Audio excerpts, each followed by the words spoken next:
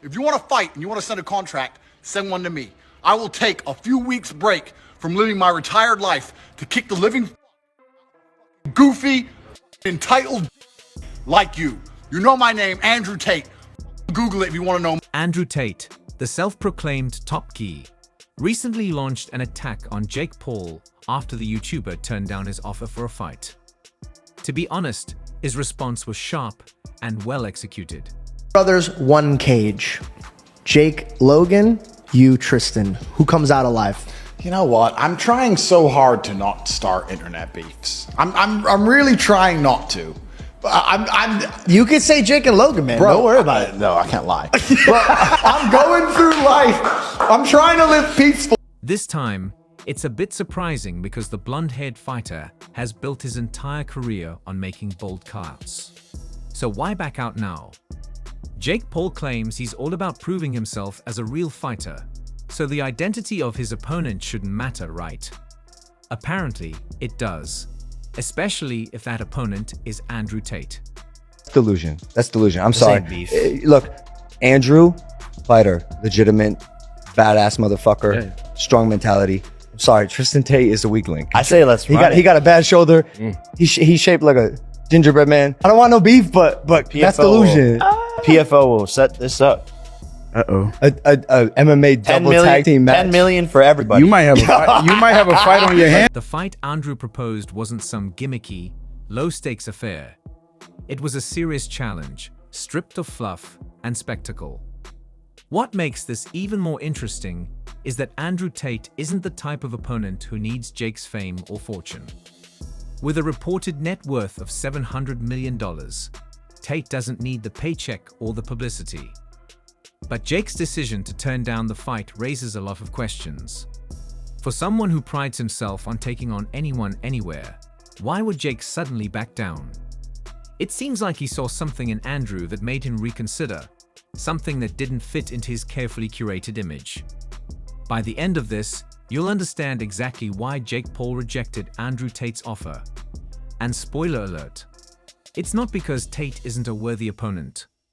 Just 3 weeks ago, Venture the Unknown boldly stated that Andrew Tate would knock Jake out. Paul, it's clear to me you are desperate for a reality check. You know what? If I made my money impressing 4-year-olds on YouTube and managed to somehow become a multimillionaire from it, I'd probably live in a dream world too. But let me explain something to you about combat sports. There are a whole bunch of men out here who will never be as famous as you, will never make the money you've made, who would kick the living out. People are firmly on this side because Tate's challenge was clear and straightforward. No outrageous demands or complex terms. Just two men settling their differences in the ring. At 37 years old, Andrew is in peak physical condition. This isn't a faded athlete holding onto past achievements. He's a 4-time world kickboxing champion, a title that speaks volumes about his skill, discipline, and athleticism. His fitness and combat experience are undeniable, making him a real threat in any fight. The situation took a funny turn when Josie roasted Jake Paul, joking that Paul will now have to head to a nursing home to find his next opponent. Fight, you want to send a contract, send one to me. I will take a few weeks break from living my retired life to kick the living out of a goofy, entitled dickhead. Jake Paul, on the other hand, has carved out a name for himself in the boxing world, but not without controversy. His matches have frequently been against opponents who were either past their prime or lacked significant boxing experience. Despite this, Jake has promoted himself as a fearless competitor. However, when Andrew issued the challenge, Jake appeared to hesitate. He came up with excuse after excuse, avoiding the fight in a way that left even his most loyal fans questioning his actions. Yeah, he'll never do that though. He knows. He knows way. One, he's under contract. And He's two, not his own boss. And two, he won't do it. He knows better. He might And it's say, funny to say like, yo, Conor McGregor is scared of Jake Paul and will never. Andrew Tate's recent challenge to Jake Paul has stirred up a storm in the boxing world. But what makes this situation stand out is the nature of the challenge itself.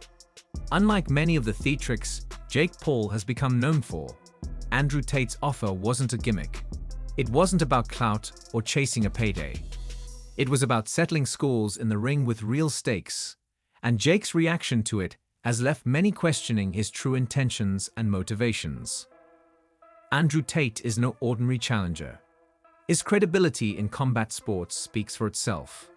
A four-time world kickboxing champion, Tate is a seasoned fighter with a well-built on authenticity. When Tate threw down the gauntlet, it was in the spirit of genuine competition, not to stir up social media buzz or create the latest viral moment. This made his challenge all the more serious, and in stark contrast to Jake Paul's brand, which thrives on spectacle and controversy. Jake Paul, on the other hand, has built his career in boxing largely on the backs of carefully selected opponents, many of whom were either past their prime or lacked significant boxing experience. His rise in the sport has been heavily tied to his persona as a fearless competitor, someone willing to face anyone anywhere. However, when Andrew Tate made his challenge, Jake faltered. Instead of stepping up to the plate, Jake came up with one excuse after another to avoid the fight. This left even his most loyal fans scratching their heads, wondering why he would turn down such an opportunity to prove himself against a legitimate opponent. The reality is that Jake Paul, despite his claims to the contrary, hasn't faced the level of competition required to truly test his skills. His previous fights, from his match with Ben Askren to his clashes with Tyron Woodley, have been carefully orchestrated to maintain his undefeated record while minimizing any real risk. Each of these bouts has been about building his brand, keeping him in the spotlight, and amplifying his image as an undefeated fighter. But Andrew Tate doesn't fit into this carefully crafted mold. He's not just a fighter, he's a strategist. Tate's combat experience and mental approach to fighting make him a far more dangerous and unpredictable opponent than Jake has encountered so far. One of the key reasons Jake Paul rejected Tate's challenge is the fear of losing, fear of being exposed, and fear of facing someone who doesn't play by his rules. For Jake, the stakes have always been about maintaining his carefully curated image as an undefeated fighter.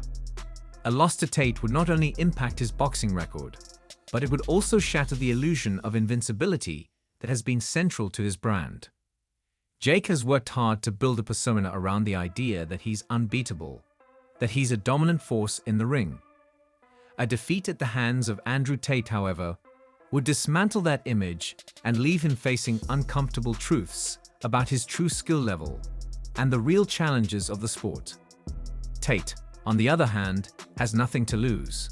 He's already established himself as a successful entrepreneur and combat sports legend.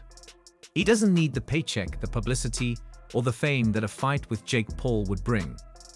For him, the challenge is about testing his skills and proving himself against a fighter who has positioned himself as a threat. Jake's rejection of Tate's offer, then, becomes all the more telling. It underscores the power imbalance between the two men.